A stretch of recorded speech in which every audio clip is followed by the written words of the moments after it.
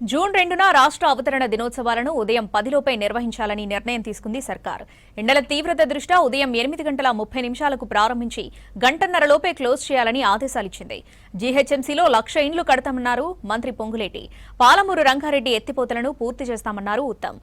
కాళేశ్వరంతో ఉపయోగం లేదన్నారు మంత్రులు.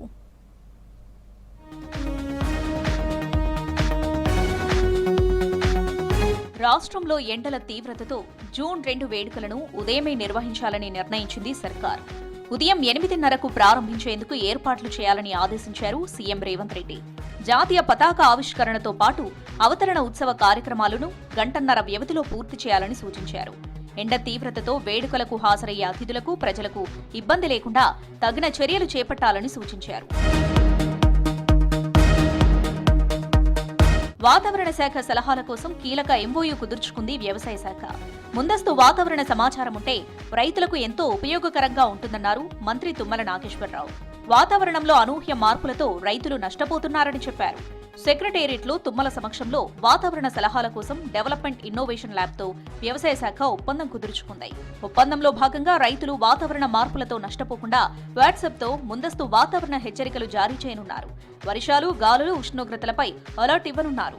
మళ్లీ ఇత్తనాల కోసం రైతు ఇబ్బంది పడటం, ఈ ఇన్ఫర్మేషన్ ఉంటే దానికి తగ్గట్టుగా అతను ప్లాన్ చేసుకునే అవకాశం ఉంటుంది. కాబట్టి ఈ యొక్క ఆర్గనైజేషన్ ద్వారాగా తెలంగాణ రైతులకు ఉపయోగపడాలని సురేంద్ర మోహన్ గారు, గోపి గారు, మా వ్యవసాయ శాఖ మీ యొక్క ఆర్గనైజేషన్ తోటి ఈ యొక్క ఎంఓయు లాంచ్ అవటం తెలంగాణ రైతుల పక్షాన అందరికీ ధన్యవాదాలు తెలియజేస్తూ, రాష్ట్రంలో దొరల ప్రభుత్వం లేదని ప్రజాప్రభుత్వం ఉందన్నారు మంత్రి పొంగులేటి శ్రీనివాసరెడ్డి.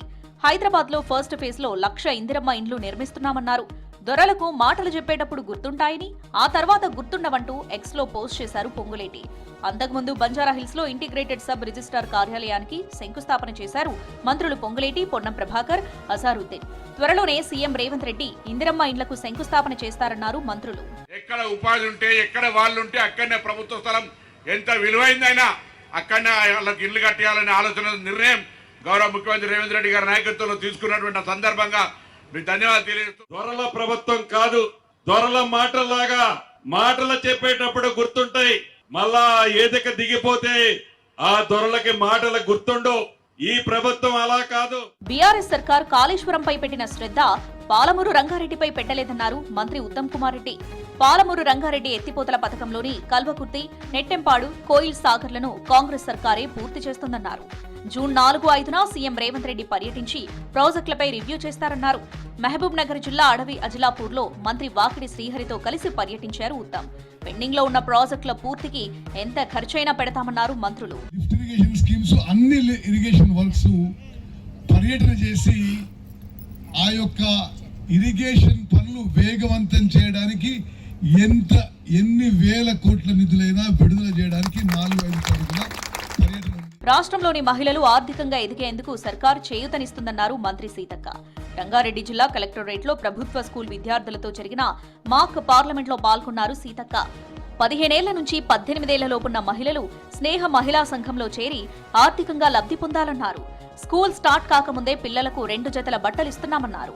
కార్యక్రమంలో చేవెళ్ల ఎమ్మెల్యే కాల యాదయ్య, కలెక్టర్, ఉన్నతాధికారులు పాల్గొన్నారు. అంటే కిషోర బాలికలని 14 నుంచి 18 లోపు ఉన్నటువంటి పిల్లలతోటి గ్రూప్స్ ఏర్పాటు చేసి వాళ్ళకు కూడా ఒక మహిళా సంఘం లాగా లోన్స్ గానీ లేదా వాళ్ళకి కావాల్సినటువంటి ఎంపవర్మెంట్, న్యూట్రిషన్ ఫుడ్, తర్వాత హెల్త్ కి సంబంధించి సెక్యూరిటీ, సేఫ్టీ ఇవన్నింటిని చూడడం కోసం స్నేహ గ్రూప్స్ ఏర్పాటు చేయడం జరిగింది. సెక్రటేరియట్ లో మంత్రి వివేక్ వెంకటస్వామిని కలిశారు గ్రేటర్ హైదరాబాద్ సెంట్రింగ్ గుత్తేదారుల సంఘం నేతలు.